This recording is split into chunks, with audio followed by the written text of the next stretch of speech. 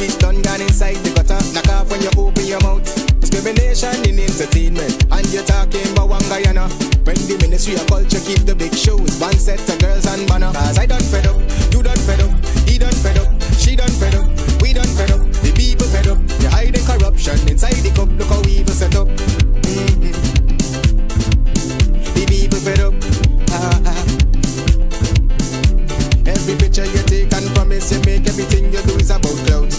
Then you come into me for I shake your hand, there's nothing to smile about. Corruption inside every sector, but when it comes to them they send you. Try investigate efficiency, right? Go talk to Baratans too, cause I done fed up, you done fed up, he done fed up, she done fed up, we done fed up, the people fed up. You're hiding corruption inside the cup, look how evil set up. The people fed up.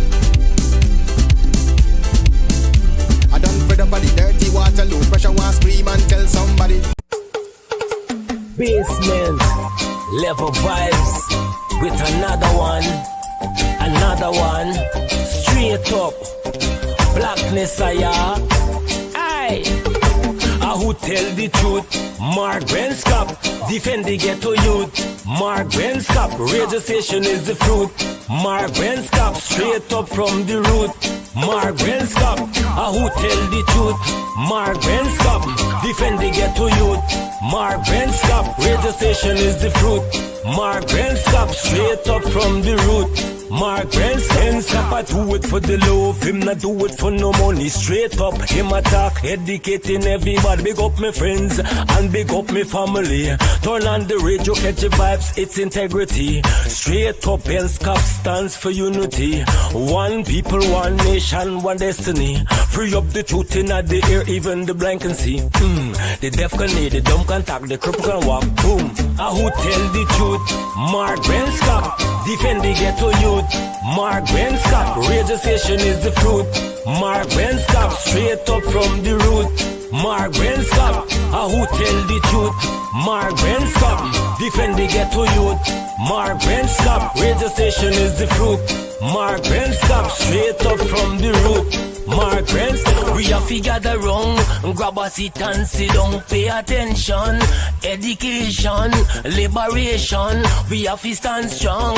Benskop upon the radio, lively up the program. Everybody call somebody and let them turn and tune and pon the radio and catch the boom song. We boom it up already, we have to boom it up again. Expose and reveal him. Who tell the truth? Mark Benskop, defend the ghetto youth. Mark Benskop, radio station is the fruit.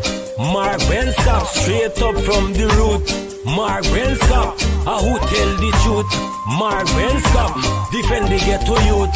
Mark Benskop, radio station is the fruit. Mark Benskop, straight up from the root. Mark Benskop, I do it for the love, him not do it for no money. Straight up, him attack, educating everybody. Big up my friends and big up my family. Turn on the radio, catch the vibes, it's integrity. Straight. Good night, welcome to Straight Up. My name is Mark Benskop. We will rock and roll for 48 punks. Well, not 48 minutes, maybe an hour. It's Friday. But this guy, Raul Binand, 48 pounds of cocaine he was caught with. That's according to the police. 48 pounds of cocaine. Not to worry. It's nothing. He'll appear in front one of those PPP-controlled magistrates. Maybe, who knows? And then he's going to be out of there. You know, Baby Skello is not as lucky as some of these guys. And for those of you who know Baby Skello, he's I don't know if Baby Skello is a singer or whatever, but he sings. I don't know if we could call it singing, but Baby Skello, we see guys have been caught with pounds and pounds of cocaine, and because of the, not just this guy, but because of their connection to the corrupt PPP regime, they're set free. But Baby Skello, who uttered dotishness, if you ask me, idle talk,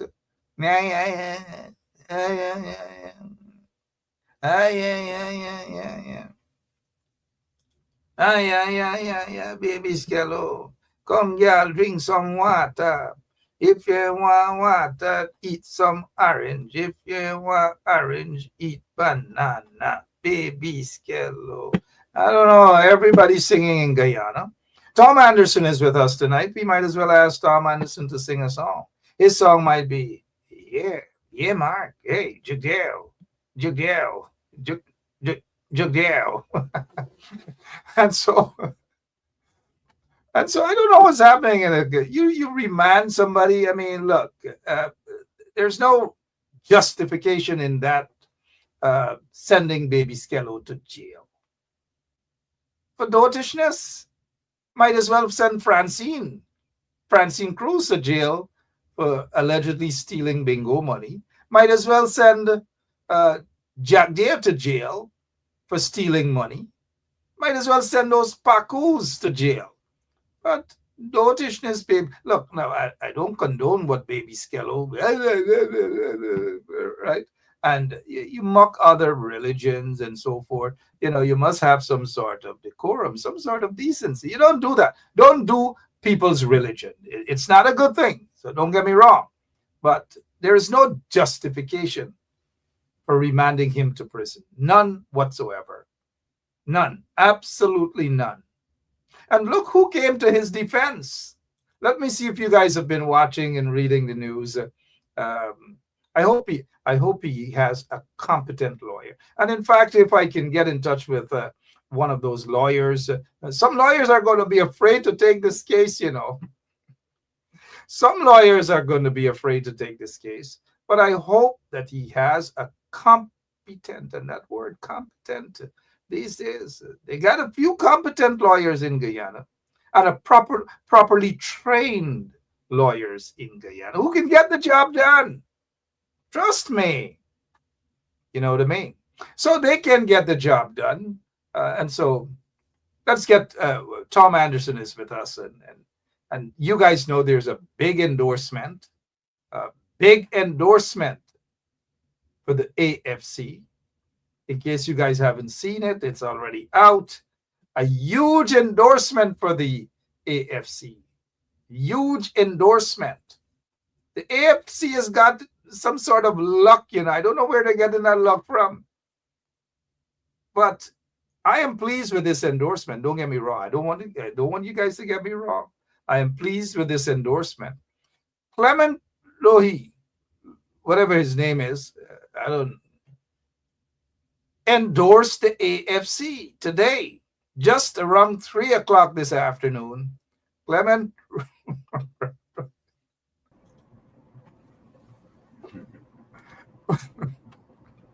Roy.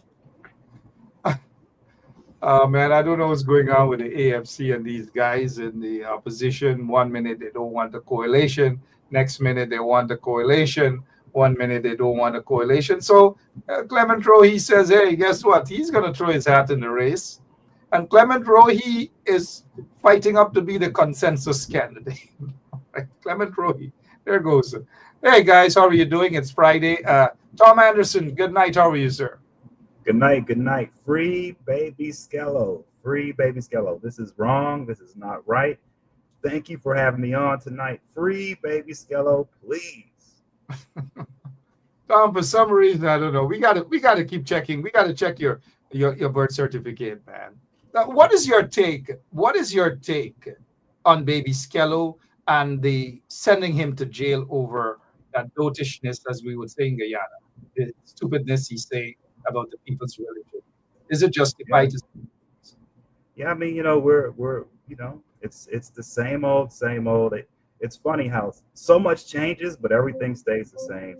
And for us outsiders looking at the situation with baby Skello, it's just more of the same. Coming out of the PPP kind of, you know, the Indo-Guyanese crowd over there, you know, they get touchy on the religious stuff, and you know, they don't really care about what's going on in the outside world, what everyone else thinks. Like, we all think you shouldn't be doing this kind of stuff, but from their perspective, it's almost like the gods, the Indo, whatever gods they have, those gods have given them the power to go ahead and wield man's laws on top of whoever they want. And Baby Skello seems to be the latest guy that they're picking on with what they're doing. And it's just a backward thing once again. And it's 2025, but man, it's really, really, it seems like it's almost impossible to get some of these guys in Guyana to come into the present day and realize that you don't do these types of things they're doing to Baby Skello. But man, it's pretty ridiculous. Baby Skello and others, all of the folks they have sent to prison on terrorism charges and all manner of things, and some of the families we are in touch with, our prayers are with them. But let me ask you before we move on, Mr. Anderson, have you listened to any of Baby Skello mutterings? I mean, I have, and I get it, right? It's all right. I mean, he's an acquired taste. It's all good. It's all good. Yes. We're breaking up a little bit there with Tom Anderson, but go ahead, sir. No, he's. I have heard a little, and I can see how some people who are more old-fashioned maybe feel like, oh, what is that? Is that even music? But yes, that's music. And please free Baby Skello and stop messing around with this guy. Stop messing around with people like this. It's not right. All right, thank you so much, Tom Anderson. Baby Skello, unjustified incarceration. Unjustified incarceration. That's all. And the magistrate who did that to Baby Skello, I remember many years ago, it was the same magistrate, Tom, the same magistrate that jailed, sent a little boy, I think at that time he was just 17 or 18, sent him to prison all because he allegedly showed his middle finger at a passing motorcade of Barra Jagdeo when Jagdeo was quote-unquote president. And this was in 2011. And the same magistrate jailed that young man for many weeks, remanded him, never got in any trouble with the law or nothing. Send that young man, he's now in Canada. And we had to protest. His name is Kevin Simon. We had to protest in front of the magistrate's court. And it's the same magistrate, Judy Lutchman. Oh, yeah. I've had my experience in front of her, too, protesting and all manner of things. She's a strange magistrate, seems to be acting on the instructions of the PPP, some elements of the PPP. But let me say this, though, Tom, that guess who came in defense of Baby Skello? Who? Oh, that's right. I saw it earlier. That's right. Yeah. And what's her name? Ramna-chan? I forget her name. What's her name? I forgot. Now, look in the audience. They'll tell you what's her name. They'll tell you guys in the. I was surprised. But she's she gets it. She even gets it. Yes, she got it. Yeah. And but here's what I'm saying. Here's what I'm saying about her name is. Folks in the audience will tell you her name so you could pronounce it. I know it's Go, Priya. Tom. You can do it. I forget the last. I know it's Priya, but I don't know. I forget the last name. Manik Chan. Priya Manik Chan. That's right. You got it, Tom. There we go. I was close. I think, I think that there is some sort of a personal beef between Priya Manik Chan and Judy Lutchman. There's obviously right away when I saw that, Tom, I said personal beef going on here. Personal beef. Nevertheless, she just came right out in support of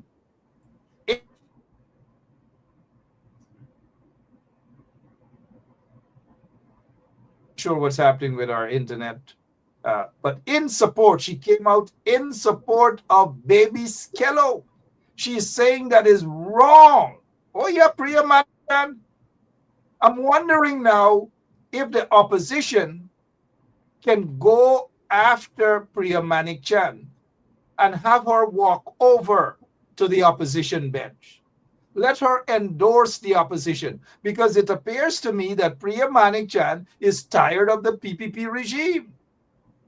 What is your take on Priya Manikchan is saying that the jailing of baby Skello by this magistrate is unjustified? Yeah, I think what you have right now, in my opinion, going on in Guyana right now, are there certain people seeing that there's sketchy stuff going on within the PPP government, weird stuff going on, a lot of strange stuff, right?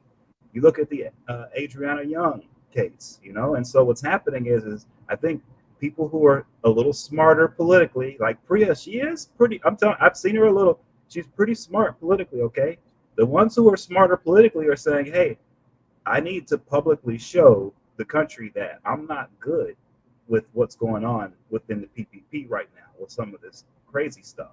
Like they can't really speak out on Adriana Young because that's too touchy. Like if Priya speaks out on that, then she won't be able. She doesn't have to worry about endorsing anyone in the PNC. They're going to kick her out of the PPP if she tries to speak up on the Adriana Young situation. So she can't do that, but she can speak on this, right? And so this is when you see stuff like this, it says that, okay, there are people within the PPP who are not happy with certain things. And I'll bet the Adriana Young is the number one thing, okay? And they can't say anything about that, but they can say something about this. And any other thing that pops up like this, you're going to see other people speaking out because they know something is rotten inside the PPP, something is really, really bad, and they can feel that something is turning in a direction that's not so good for those guys. And so the smarter ones are getting out ahead of it, and that's what I think she's doing right now. All right. According to information, there are lots of people within the PPP, senior ministers, who are not happy with a lot of things, and some of them may be crossing the floor over to the opposition. That is why we've been saying that the opposition needs to get its act together. And so many PPP ministers and officials will cross the floor over to the opposition. We see the signs. It is just that they're not coming out to endorse publicly. Like I spoke with some of the PPP guys, and they said, look, Mark, they are fed up of Irfan Ali. They are fed up of Barajak Dale, but it's just that they're waiting for the opposition to get its act together. These people are going to cross the floor. They are going to walk away from the PPP. And I see the signs. And let me say that what Priya Manikchan did in terms of saying that it's unjustified for baby Skello. Unjustified, Tom. Unjustified. Now, this same magistrate, Judy Lutchman should be investigated. Now, let me take you guys back to 2017 again. Remember, I showed you guys 2011 when she jailed that guy for several weeks, remanded him to prison, all because he allegedly showed a passing motorcade of her friend, and when I say friend, I really do mean friend. Her friend, you know what I mean, guys. Her friend, Barajak Dale, she jailed this little boy for several weeks, remanded him to prison. Shame on Priya, not Priya, Judy Lutchman. There's another one named Priya. Gosh, all of them I appeared in front of. Priya is now a high court judge, but Judy is still there as a magistrate. Now, Judy, back in 2007, as we move on here, the DPP ordered the Director of Public Persecutions, ordered to commit murder accused Regan Rodriguez, aka Grey Boy, to stand a high court trial for the murder of activist Courtney Crummy Wing. Special prosecutor was Nigel Hughes, told News Source today that the DPP issued a new direction to the magistrate to commit Rodriguez for murder, and the magistrate refused to comply. Refused to comply with the order, and she discharged. In other words, she set the murder accused of Courtney Crummy Wing free. The same magistrate again. Does it surprise you with her antics and her rulings, Tom? I mean, she's an activist judge, and that's what we call them here in the United States.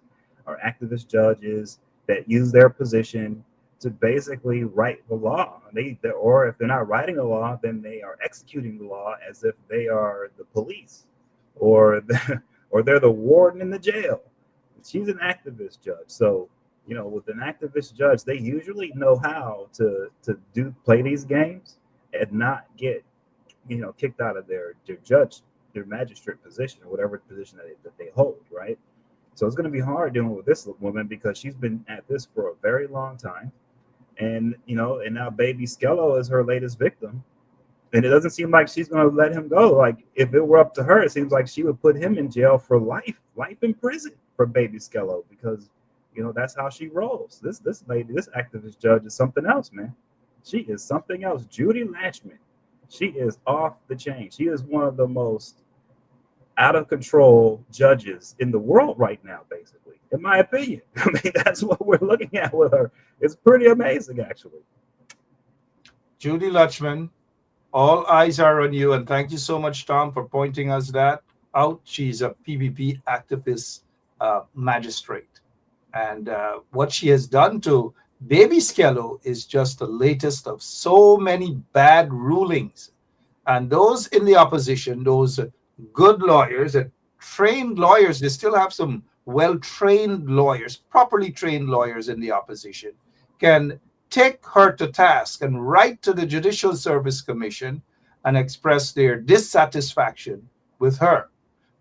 Note, though, Tom, the Guyana Barbecue or Bar Association, they're not going to write or say anything about this at all. This decision, not this one here on screen, but the decision to send not only baby Skello, lots of other persons were jailed unjustifiably. They need to take these cases to task. But then again, they just have a few good lawyers in the opposition, just a few good ones, just a few. That's another story. Tom Anderson, and for those of you who are now joining us, good night. And welcome to Straight Up. As we move on, we have lots of other things to talk about. But before we get to those other things, Tom, what's the latest with Iran and Israel? What's going on there, sir? Man, that's the beginning of a very long war. According to Netanyahu, he said today this is going to be the longest of long wars. He told the people of Israel to stock up food supplies. He said they need to get blankets and things to stay warm. So I might be wrong, but isn't it the summer right now? I mean, if you're north of the hemisphere, it's summertime. So I'm wondering, like, I guess he's expecting Israel not to have electricity when it's cold in the winter. So that's going to be a lot of fighting between now and then. And so, man, people, like, if you look at on our end in the United States, this has changed everything politically on the Trump administration, because what was happening was, up until this point, we had senators like Lindsey Graham who were on the ropes. Lindsey Graham was being attacked by politically, like there was no tomorrow, from within the Trump world, the MAGA world, and people like Lindsey Graham were being basically sidelined. And so everyone understands Lindsey Graham, he's a senator from the state of South Carolina. But he's one of the guys who's on our appropriations committee in the United States Senate. That committee decides what parts of the government get money. And he's a specialist at getting money to the military. He is known for that. He's been doing it for decades. And so what's happened is this guy, this senator who has been getting ostracized and pushed to the side now within the Trump administration, has overnight, because of this war with Iran, between Israel and Iran, he has become one of, if not besides Trump, Senator Lindsey Graham from South Carolina. Everyone listening now, you have to understand, he's probably the second most powerful man in the world right now, behind Trump. That's what this war does. And if you look at his Twitter page, he put on there, his first thing he tweeted was, "Game on. Pray for Israel." That's what he said. Game on. Okay, so he knows his position, and it's his job to get the money into the proper military programs that are going to do the type of war fighting that needs to be done over there. And so he's now one of the most powerful men in the world. He's going to be wielding that power. And this happened overnight.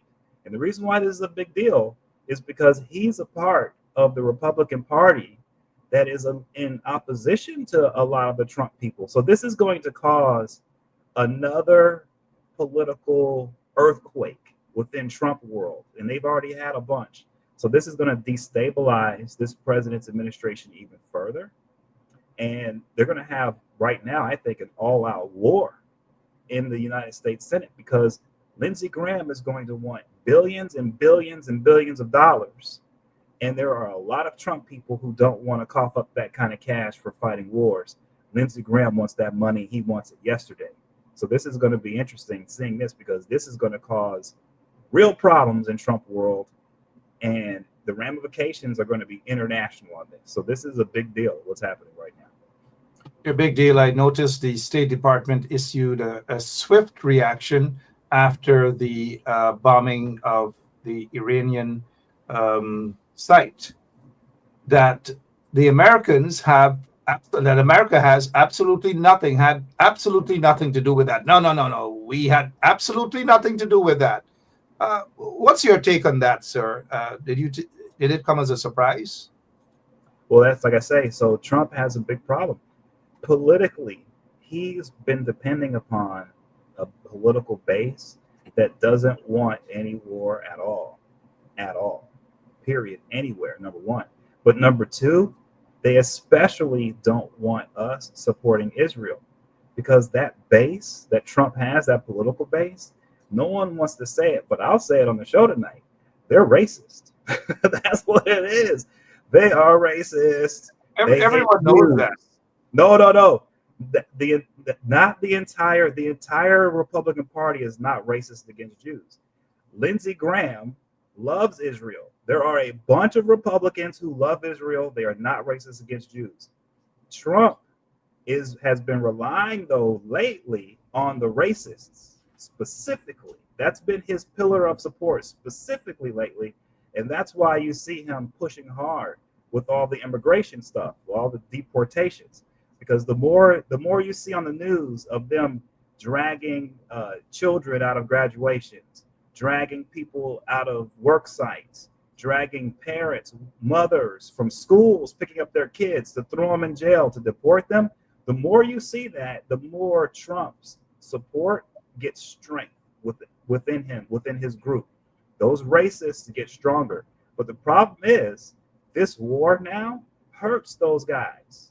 They're hurt now because that racist base doesn't want any kind of money going to Israel or any kind of wars. But Trump doesn't have a choice. He has to support this. There's no way around it. So that's why I say this is going to cause a serious fissure within the Trump camp. And it's going to cause the type of disunity and fractiousness that we haven't seen in a long time. And I don't think people really understand. I'm telling you, this is going to be a massive political problem for Trump, because he has to be supportive of Israel, but at the same time, he has to make that base, that one specific part of his base, happy. And that's the super racist part. That part he has to make happy. And that's why he has to say, no, we had nothing to do with that with Israel, to make that small minority in his base happy. And I'm telling you, it's a small minority. It is not his entire base. It's a small minority who cannot. And the reason why I say they're racist, these are the Nazi guys who support Trump. Not everyone who supports Trump is a Nazi. That's what the news wants to tell you. The Democrats want to tell you all Republicans are Nazis. Not true. There are actual Nazis, real ones, but it's a very small percentage. But those are the guys that Trump's been relying upon lately. They're now in trouble politically because they can't survive politically here, even under Trump's wing, with a war with Iran. It makes the heat too much on those guys. So Trump's about to lose a big part of his support, poof, overnight. And so it's going to be interesting. This is a huge opening for Democrats, okay? Who knows if they can take advantage. But in order for Trump to, I think, move forward because of this war, he's going to have to partner with Democrats to get legislation passed now. That's my opinion. In my opinion, that's who he's going to partner with because there are that many Republicans who are against war funding. They will stand against him. He's going to need the Democrats. So this is going to change the entire political scenario in the United States of America. Buckle up, guys, because it's about to get totally crazy. I'm surprised that even under Trump, it's going to be peace. There will be no wars. There will be nothing. People just love Trump. There'll be no wars. And then we see what's happening in between Russia and the next day, as soon as I'm elected president, that's it. It's over. Russia, Ukraine, it's done. It's finished with. Everybody loves Trump. And then it's not over. Oh, Putin is a bad guy. Oh, Putin is a good guy. Oh, the president of Ukraine, everybody loves me. And then within 24 hours, there's this war with between Iran and Israel, not to be taken lightly. But let me make a prediction, Tom, that the Israelis are going to go out in their hundreds of thousands and protest against Netanyahu. I see this as a downfall of Netanyahu. There are lots of people in Israel who do not appreciate this hawkish approach by Netanyahu. I don't know, you recall the Yitzhak Rabin and these guys, these war hawks and so forth. Well, they are going to bring Netanyahu down. That's just my prediction, Tom. But hey, President Trump is there. So? There'll be no wars. There'll be nothing. Look what's happening. I think something else is going to happen, Mark. The one thing I'm noticing is, the Iranians were supposedly backed by the Chinese. China was supposed to be there with all their new weapons, those hypersonic bombs and missiles. And China has publicly stated, nah, man, we're not friends with the Iranians. And they're not our friends anymore. Screw those guys. That's interesting because the Iranians have done what the PPP are trying to do with the Chinese, which is they opened up their entire infrastructure to the Chinese, allowed the Chinese to do all of this development work all throughout the country, basically made it so that they were dependent on China. And now when the rubber meets the road, China tells them, no, we're not going to help you, right? So this is a lesson, I think, to others around the world who have partnered with China that guess what? They don't really, this is proof that they don't care about you. You're not an ally. And if your neighbor or someone else attacks you, they're probably going to help the attack happen. They're not going to help you. Okay, so partnering with China now has proven to be a bad deal for the Iranians.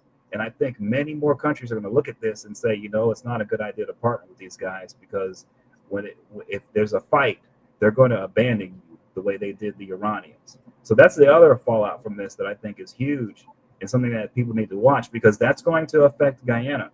If China starts to weaken globally because of this, then that's going to cause some issues in Guyana because Guyana right now, the Chinese are deeply embedded and they've got some high-level, high-ranking people within the government of Guyana that they own basically who dance to the Chinese tune. And that tune is going to change now because of this war, because they have totally abandoned Iran.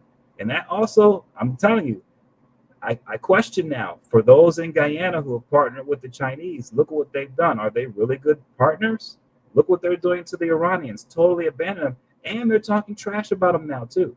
So is China really a good partner, especially when you're all the way around the world in South America? You really think they're the right partner to be with? I think a lot of people are going to start questioning that now because of this war. All right, Tom Anderson, at 41 minutes after 9 o'clock. It's Friday evening.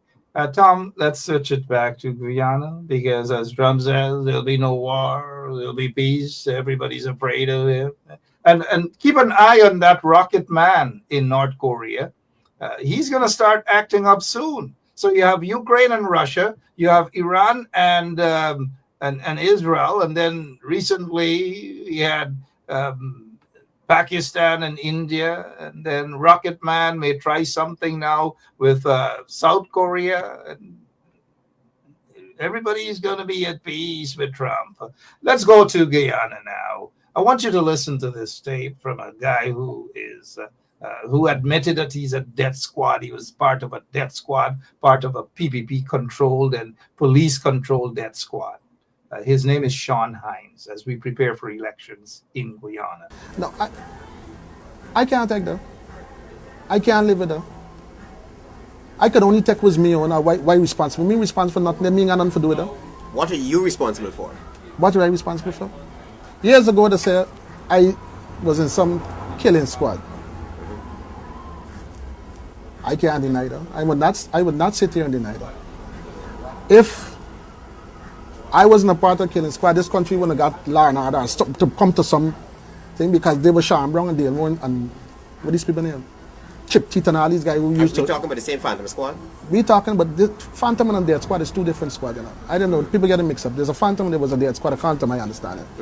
Which one were you? I was in a Dead Squad. Dead squad. Who Right? was your boss? Right? Well, the boss was a man named Axel Williams who I work under. When these guys, you know, late in the night, you would see fire, people burn up, people in car and the seawall and these things. And we used to go after these people, including the police, not we alone. The police was a part of it. You used to get guns from the police, Travis. I used to go and play for guns from CID headquarters, a machine gun. So this thing is not no one-sided affair, champion. Feel well, this thing is I operating for me on, I mean Axel Williams operating for me on. We was guided and being in communication with senior people from CID headquarters. Anybody from the past government? I didn't catch that. Repeat that. Anybody from the past government would have, you know, had, when I said links or had direct input into the death squad? Well, I can tell you this. All my orders came from CID headquarters. And there's evidence to this day. I have communication with me and people. Communicating, saying what it need to be done. And how it need to be done. The kind of guns that need to use. And what mustn't be done and how you must do it. And don't do this one like this. Don't left in the streets and them kind of thing. And when he shitted the fan, I alone get charged. Why? You understand? I alone get charged. I was never a squealer. I was never a whistleblower. I be in my chair if I go in jail. I be in my chair if I come up. Yeah. Nobody never offered me a $5,000 or $10,000. I be in my chair if I spend my lawyer. I spend for lawyer. I spend food, everything. That guy is known as Sean Hines.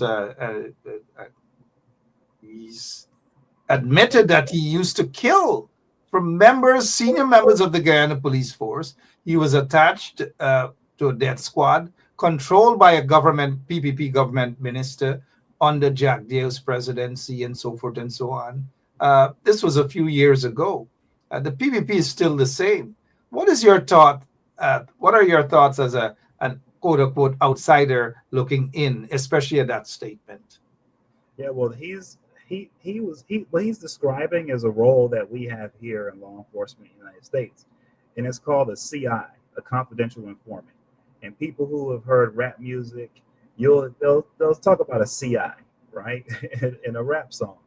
And confidential informants are notorious in the United States for being some of the most duplicitous, backstabbing, just low, dirty types of characters. I mean, they are the type of people that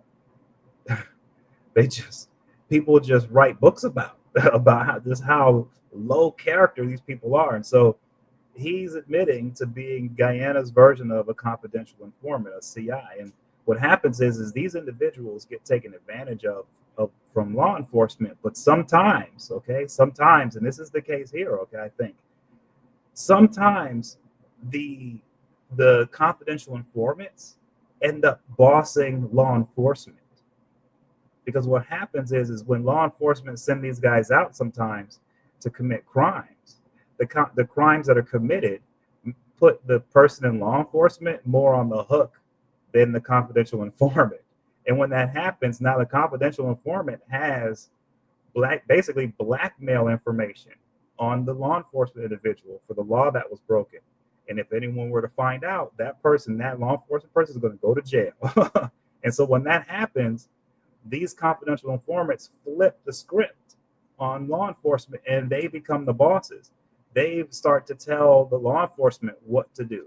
They start to go to the police stations and just grab guns out of the evidence lockers and use those to commit crimes and to kill people and do other things. And so that's why corruption is so dangerous, because when you have a nation like Guyana or the United States or any nation, you're going to have situations sometimes where law enforcement is depending upon private individuals to do dirty work. Okay? And I know it sounds like that should be illegal. You shouldn't be able to have a death squad. Well, I'm just telling you, man, like, it happens. And not just in Guyana, it happens in a lot of places. It happens in the United States of America. We have had death squads here, okay? And people have complained about it. People have said, hey, it's not right that in Tennessee, in Memphis, Tennessee, this young man was literally tracked down by a group of law enforcement, and they are a death squad, these guys up there in Memphis. And they killed this one guy and they murder people. This is what they do. So we have death squads here in the United States too, okay? And I'm telling you, what he's describing is very similar to a confidential informant. It happens a lot, and that's a part of law enforcement that tends to get everybody in trouble. That's the part that there really aren't any. The law is very gray, and these guys are allowed to commit crimes and they never get in trouble, right? And they purposefully drag others into the crime committing to help law enforcement get their statistics up for arresting people. So the whole thing stinks. And what he's basically saying is that, hey, he was a part of a government operation in Guyana. Yeah, you can call it a death squad, but trust me when I tell you, from what he was describing, that was a government operation that he was a part of. Okay, it was. Period. End of story. And he's upset because he's saying, hey, when the stuff went down, I'm the only guy who got in trouble. Everybody else, all these police officers, government officials, everyone who was ordering me around, they're fine. I'm the only one who goes to jail. That's what happens to the CIs. The confidential informants, they end up being the only ones getting blamed. And the ones who talk, sometimes they end up being killed. Law enforcement kills them too. So he said he never snitched. That's probably why he's still alive. Okay? Because he never snitched. You can't, if you're the confidential informant, you can't. Why? Because if he snitches, names like Jack Dale come out. Right? That's a problem. So that's why he can't talk. So that's what that is. That's what I hear. And what he's talking about is a problem, not just in Guyana, but in many countries, even here in the United States, as we speak right now. Don't worry about that, Tom. He snitched. He snitched. He was just a cell door away from me, and he snitched. And not only did he snitch on the highest. That's the thing. He might have snitched on some guys, but he didn't snitch on the highest. Yeah. He snitched on Gadraj. He snitched. He's a little snitch. And plus, on top of that, he's a big baby. He cried like a baby. I mean, he disturbed us in the cell and solitary. He disturbed me. He cried. He cried more than Freddie Kissoon. Trust me. I mean, and I'm not joking about it at all. I'm just not joking. This guy was one of their partners, and they were around Georgetown killing on behalf of the PPP regime. This guy's name is Mark Kazurki. He worked at a bar somewhere not far from the prison there, Camp Street's prison. It's called Aubrey Wine Bar or something like that. And that's where they took people, they tortured them, they killed them, and all manner of things. And possibly after killing people, guess who they were wining and dining with?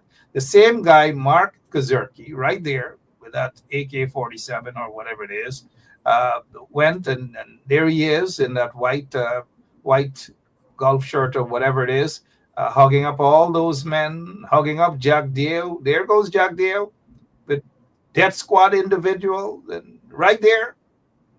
right there. And that is what the PPP was in terms of the killing squad, in terms of the phantom squad, and lots of so-called businessmen. While they were smuggling gold, they were doing all manner of things. They were pooling up their money and they were financing death squads and phantom squads to kill people in Guyana. And that's what happened. And so this guy, let's go back to this guy, Sean Hines. And then this is just a reminder of what the PPP used to do, what they continue to do, and why it's important that you go out on September 1st to vote them out of office. No, I can't take that. I can't live with that. I could only take with me on why responsible. Me responsible for nothing. Me ain't got nothing to do with that. What are you responsible for? What are I responsible for? Years ago, they said I was in some killing squad. I can't deny that. I would not sit here and deny that. If I wasn't a part of killing squad, this country wouldn't have got law and order and to come to some thing because they were Sean Brown and Dale Moore and what these people name? Chip Teeth and all these guys who used to. We talking about the same Phantom Squad? We talking about the Phantom and Dead Squad is two different squads, you know. I don't know. People get it mixed up. There's a Phantom and there was a Dead Squad. A Phantom, I understand it.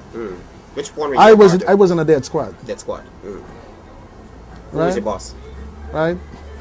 Well, the boss was a man named Axel Williams who I work under. When these guys, you know, late in the night, you would see fire, people burn up, people in car and the seawall and these things. And we used to go after these people, including the police, not we alone. The police. So he said, and a lot of folks know, or maybe some don't know, that the death squad that he's talking about, he worked directly for the PPP. Jack Dale and Ronald Gatraj, as you know, the U.S., the ABC, the U.S., the British and the Canadians and the EU went after Gatraj and revoked his visa. They went after a corrupt police commissioner by the name of Henry Green and revoked his visa. I'm sure you know a lot about Henry Green, Tom. And so it's good to remind folks about who the PPP really, who these guys in the PPP are, Barrett Jagdeo, and these guys as we prepare for elections September 1st. You wanted to add something else on that, Tom, before we move on? I just put a link there. You know, we have ours too. Our Justice Department just went after what we call in Mississippi a goon squad. But these guys are out there killing people, cops, right? And this was government sanctioned right there, modern day America in Mississippi. Okay, you can look at the link I put there.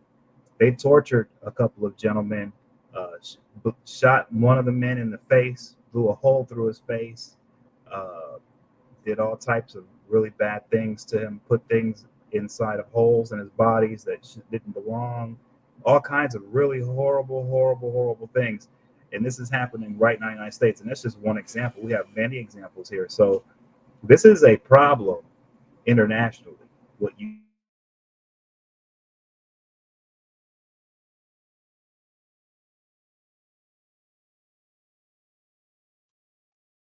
All right, we seem to have Tom Anderson. Bill Not sure. Yep. Hey. Tom. Yep. Yeah. So basically, that's what's happening. Yep. Someone is asking if Sean Hines is Sam Hines' son. They look alike. They're both pugly alike. They cry like babies alike. And if Sean Hines is watched, he can tell you guys he cried like a baby in Camp Street. And he snitched a lot too. He snitched a lot. And I think in the US, there are CIs, and those CIs, they operate. They're a level above snitches. Sean Hines, I don't know, those guys are lucky, man. They have 9 lives. They're lucky.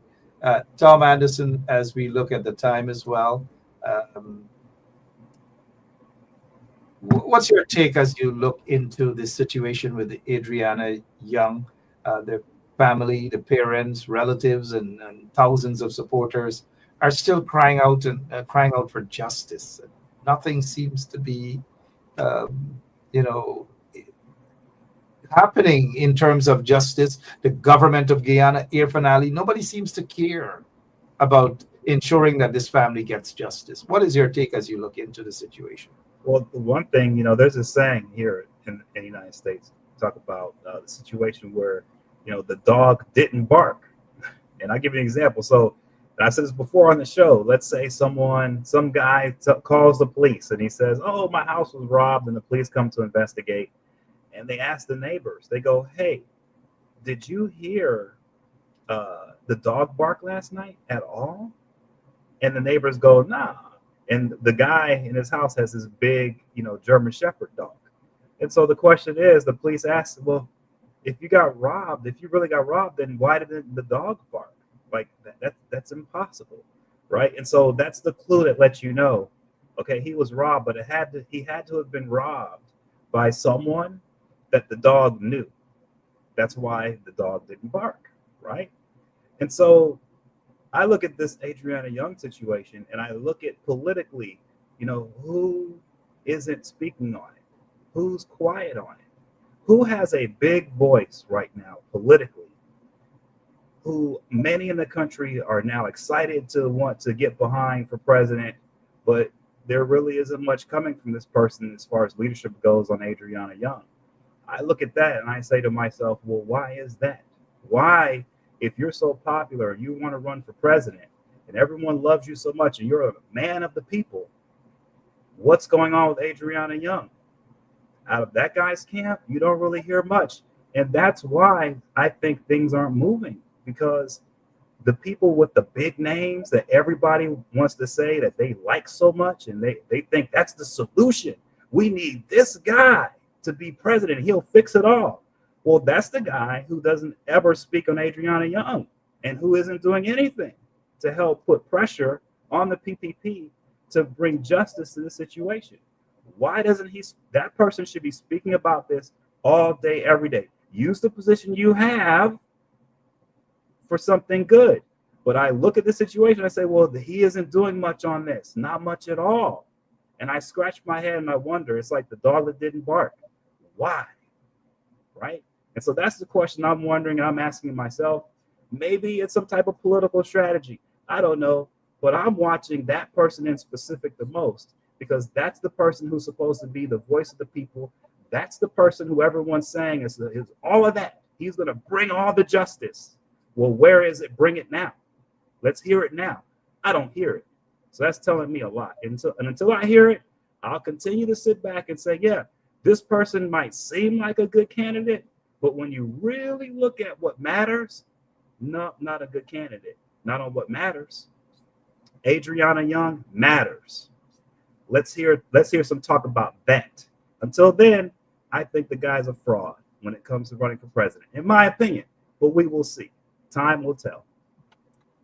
Time will tell indeed. Tom Anderson, I want to have, according to information, he did donate $6,000 to the lawyer in order to contribute to the pathologist, the first pathologist, Dr. Collins, going to Guyana. What is your take on this $6,000 donation, according to information, mind you? Well, that's great. So if that's the solution, so this is a big problem in Guyana, and justice needs to be served with Adriana Young.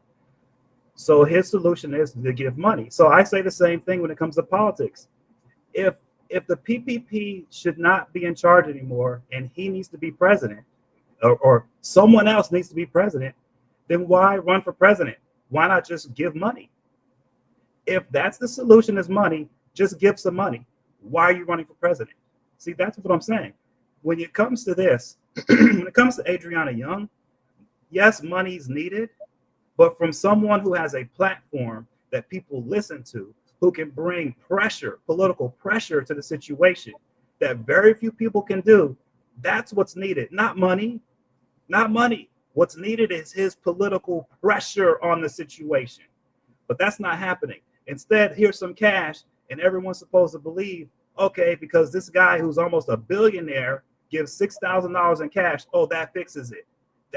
That's what's going to bring justice to the situation. Are you serious right now? Does anyone really believe that $6,000 in cash is going to bring justice to the situation? Or do people believe this man's voice more likely can bring justice to the situation? I believe his voice can do so much more than cash, in my opinion. But Apparently to him, nah, the money does more. So we'll see. But to me, if you're a politician, you're running for president, your voice should be more than your cash, in my opinion. We'll see.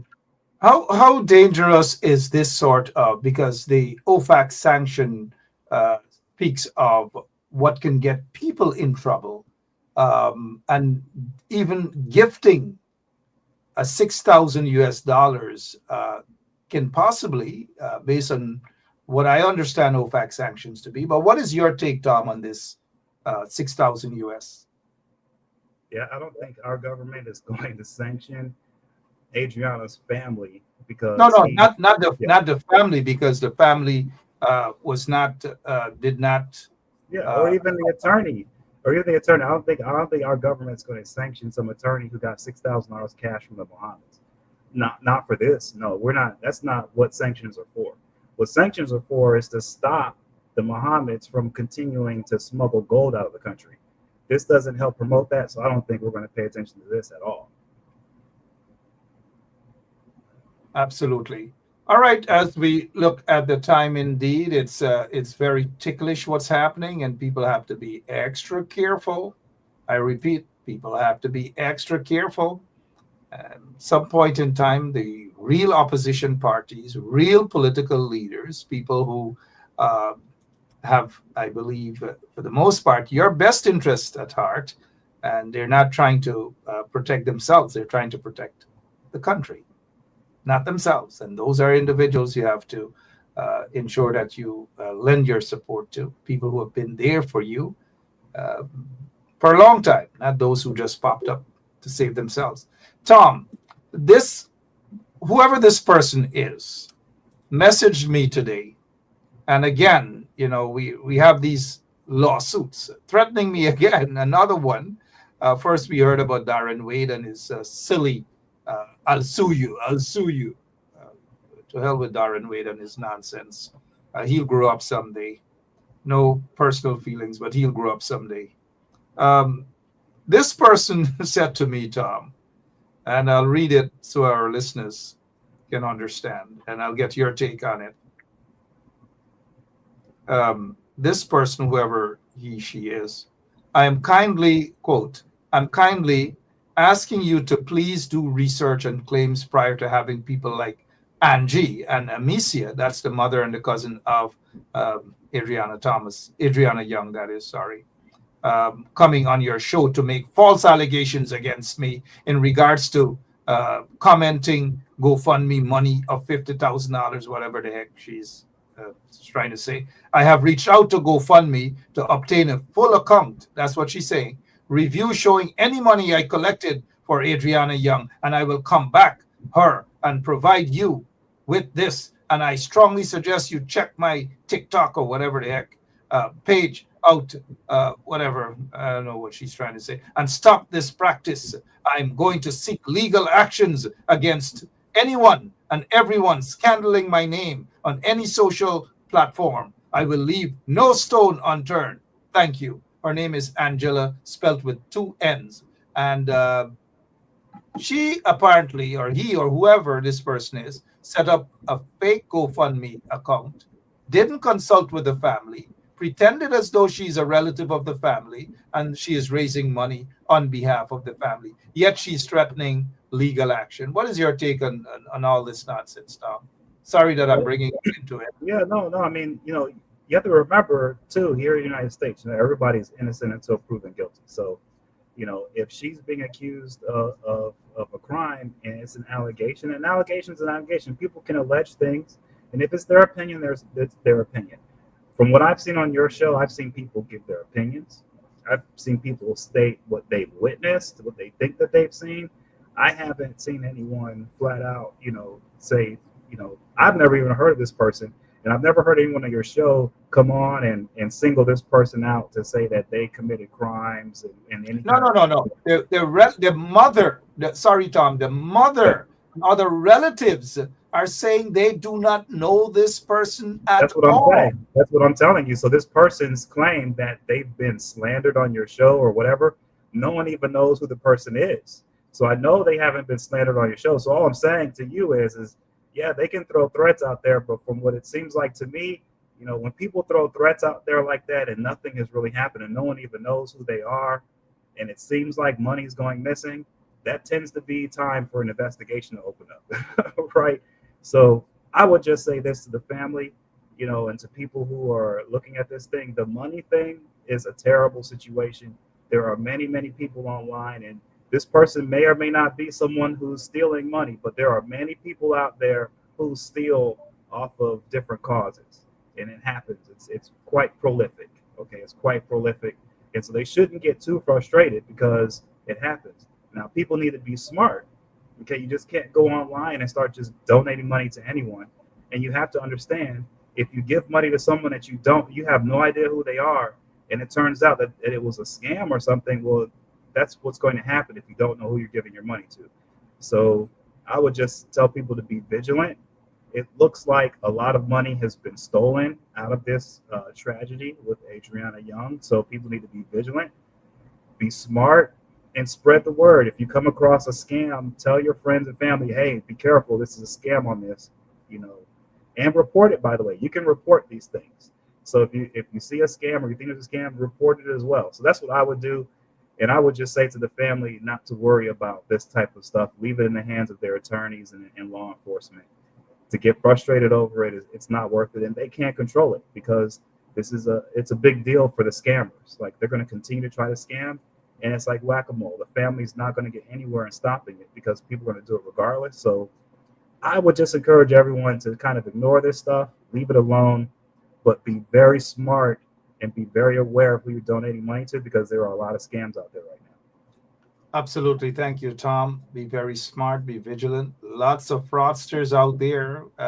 And to me, if anybody is going to be starting up a GoFundMe account in the name of somebody, at least inform the people so that they can know and get them involved. And this sounds to me like it's not questionable. The family members, nobody knows who this person is. 1 minute they're Angela with 2 N's, and then they inbox me. Their name is Rochelle, George, and all manner of things. You know, I smell a scamp when I'm just smelling scampishness here. That's all I wish to say. And Tom is correct, though. When you're donating monies, you have to, especially to causes, you have to know who you're donating monies to. I noticed some folks in the audience asking me, oh, what is the mother's number? The mother's number was on last night. We put it on the screen, and it should be there. Maybe it's not there right now, but the mother's number, I'll try to get that for you guys. Our number is, and I'll just call it out quickly. It's a Guyana number, 665.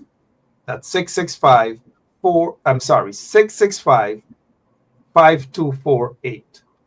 665 665 5248.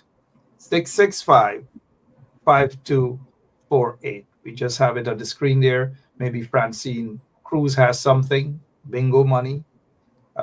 665, and this is the mother, Adriana Young's mother. That's her direct number, guys. Call her, message her. It doesn't have to be money, a prayer, send her a nice text message or something. This is her number, 665 5248. 665 5248. The funeral is coming around. It's just about a week and a half or so from now. You know, you never know. They need help. They need a prayer. They need encouragement. Whatever you can afford. It doesn't have to be money, but if you have money, feel free. Send it directly to the mother. Call her. Tom, this guy, 48 pounds of cocaine. 48 pounds of cocaine. It's not going away at all under the PPP regime. Your take as we prepare for your closing remarks, sir. Yeah, I mean, this is just another, once again, we are more smuggling out of from Guyana under the PPP, you know, and it's going to continue. It's going to continue. Yeah, I mean, I don't know. I don't know what to say, man. But it's just like you wonder yourself, why does it continue to happen? Why does it have to happen? It should not be happening, but here we are, it's happening, right? So, I mean, yeah, Not surprised at all, man. All right. Under the PPP regime, as we prepare to wrap up, uh, Baby Skello and Baby Skello is currently in jail. Baby Skello is currently in jail, probably singing for the other prisoners. Them, put go, Baby Skello. But there's no justification to have him there under those circumstances, none whatsoever. What he did, he apologized.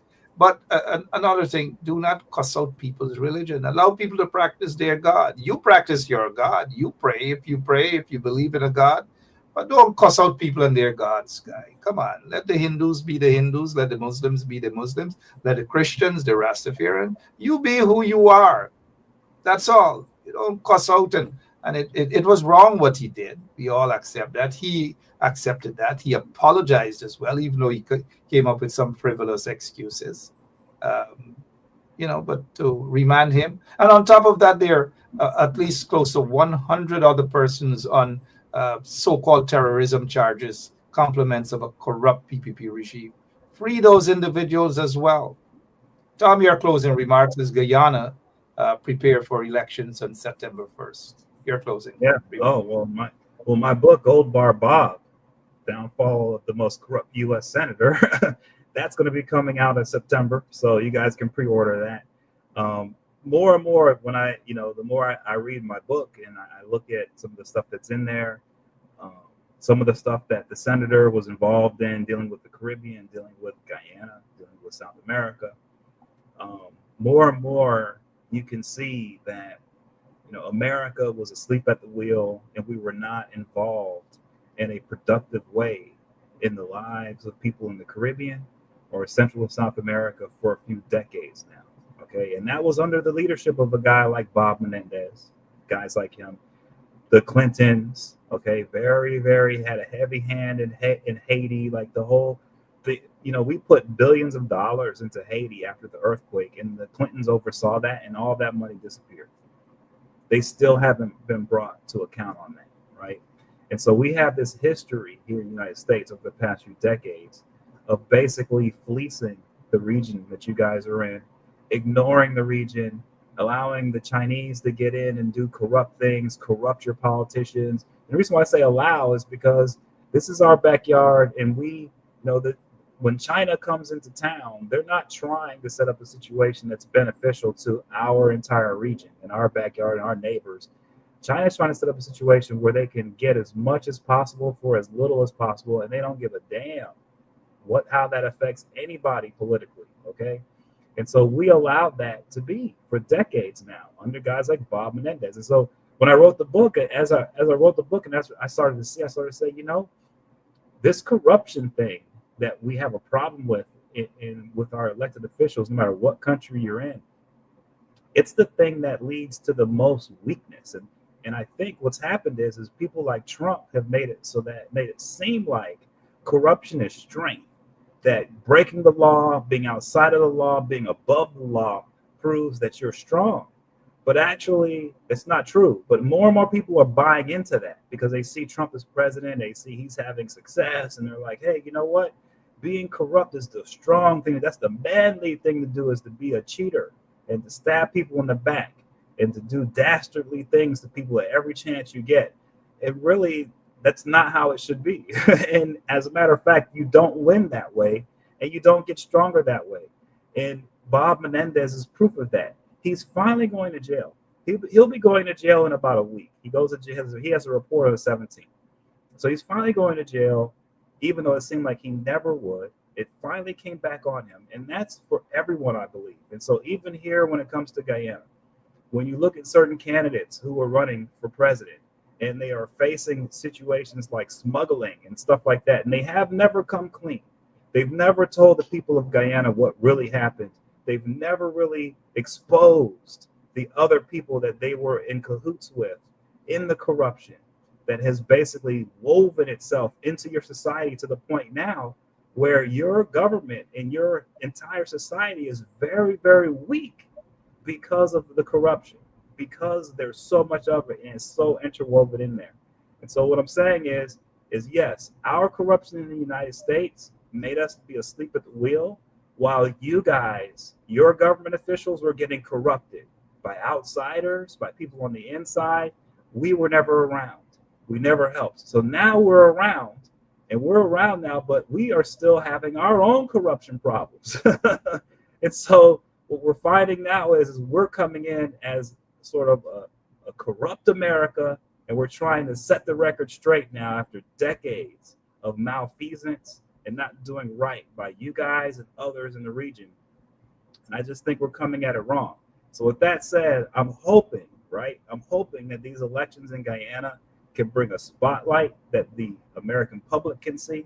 And I'm hoping that that spotlight can show that, hey, man, corruption really does damage. You can see it happening in Guyana. You can see it happening in the United States. And maybe, just maybe, it's possible, right, that if the people of Guyana can vote out the people who are corrupt and bring in a new government, even if that government doesn't seem like it's the most, whiz bang thing in the world, it's not going to be the biggest business deal in the world, but if it's a consistent government that cares about the people, that does the little things right, and is committed to rooting out corruption in every aspect of society in Guyana, that's what the people should be going for.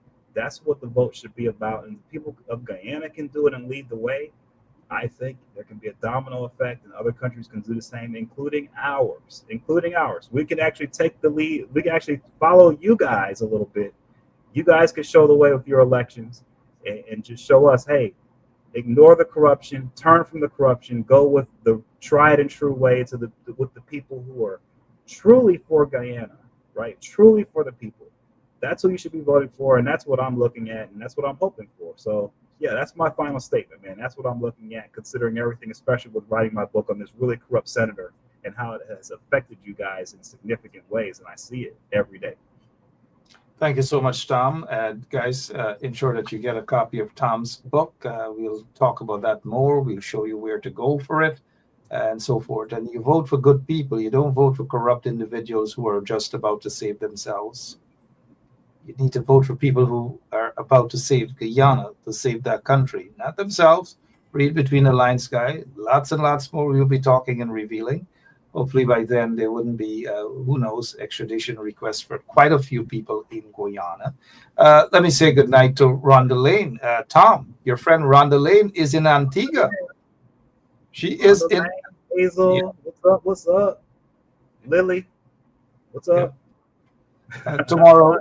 Shondell, can't forget Shondell. and Precious Gold and everybody. Tomorrow, Wayne Caesar is going to be on with his show. Over to you, 7 o'clock. Over to you, 7 o'clock. Yep. All right, guys, don't forget that. Happy Father's Day to everyone, by the way. Happy Father's Day to you too, Tom. And I'm glad that somebody remembers that it's Father's Day on Sunday. When it was Mother's Day, 6 months in advance, Tom, they started to advertise. Macy's had sales, Sybil's had sales, all over they had sales. But nobody has sales now for Father's Day, except I must admit I drove past a Salvation Army and I saw they have 30% discount on Father's Day. A Salvation Army, Tom. But on a serious note, happy Father's Day to all of the fathers out there, good ones especially, and the mothers who have taken up the father's role as well. Tom, happy Father's Day to you and to all of the fathers listening. Happy Father's Day to all of you too. Take care, everyone. All right. Yep. Thank you. Well, Baby Skello is in prison, so he wouldn't be celebrating with his father, Mr. Wharton. Mr. Wharton, maybe we should have Mr. Wharton sometime on this program to talk a little bit about his son. How does he feel even after that bath? Well, there was that famous bath that he gave his son. And Morris Wharton, I don't know. Maybe we should see what how many of you think we should probably get in touch with Baby Skello's father quickly? See what's going on? You never know. Maybe we'll be lucky to get in touch with Baby Skello's father, Morris Wharton. See what's what's going on with Maurice Wharton.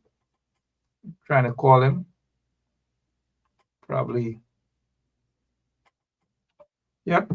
How many of you guys saw that famous bath by Maurice Wharton, the father? By the way, his father was a prison officer, mind you. Yep. Maurice Wharton. Mr. Wharton. Officer Wharton. And the black plastic bag. Well, he wasn't one of those that was taking away black plastic bags from the Camp Street prisons. There were a few of them, mind you. Not all of them were like that. There were some good ones and there's some horrible ones. Wharton was, he stuck to the books kind of guy. That's Wharton. All right, my name is Mark Benshop, and the number on the screen is actually Amicia. That's the Adriana Young's mother. That's her number there for those who want to call her. Call her directly. That's in Guyana. It's 665-5248. 665-5248. Give her a call. 665-5248. Sunday's Father's Day. Just imagine how Adriana Young's father is feeling at this time. And there's a video that's very touching. Very touching. And I'll play that video. Just imagine how he is feeling as he prepares to celebrate Father's Day. That's what the police do. The police got me. The police got me. The police got me. The police got me. Are you guilty, man? Are you know this, man? Are you know this? Are you know it? Are you fucking not, man? Are you know this? Are you not? Are you doing it? Are you doing it? Are you not? Are you not? So sad indeed. To the father of Adriana Young, happy Father's Day to you, young man. Happy Father's Day.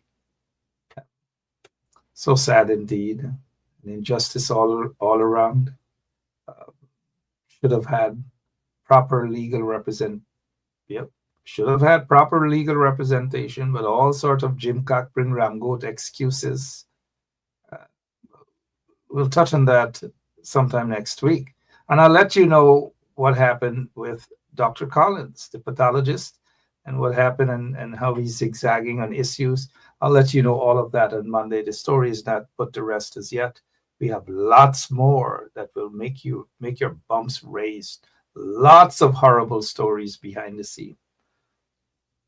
I'm out of here. God bless you. Have a great weekend. And Wayne Caesar is going to be on tomorrow, 7 p.m. And over to you. And Sunday is our day, Father's Day. I know okay, well, I got to spend at least the morning with Emma. She has a big lacrosse match. I'll be happy to be there with her too. So spend some time with your kids, guys. Those of you out there, spend some time with your kids. God bless you. Persons can do so peacefully, and they can. But blocking the road for hours is something that affects Mr. Ali, I saw you blocking road.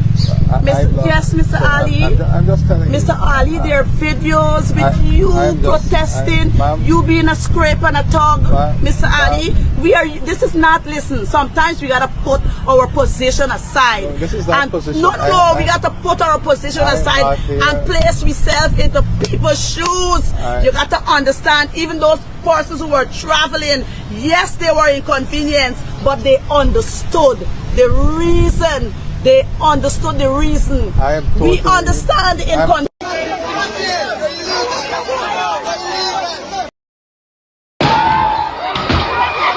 That's what the police do.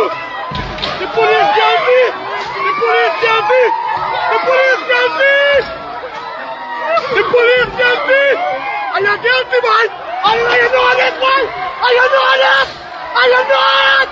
Are you fucking not, man? Are you know this? Are you not? Are you doing it? Are you doing it? Are you not? Are you not?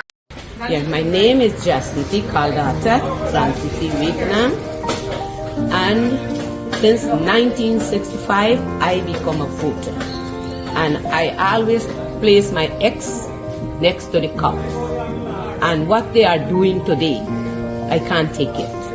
So I have no more vote to give to PPP anymore. I'm not going to vote anymore no more. If they have to lose by one vote, they're losing it by data.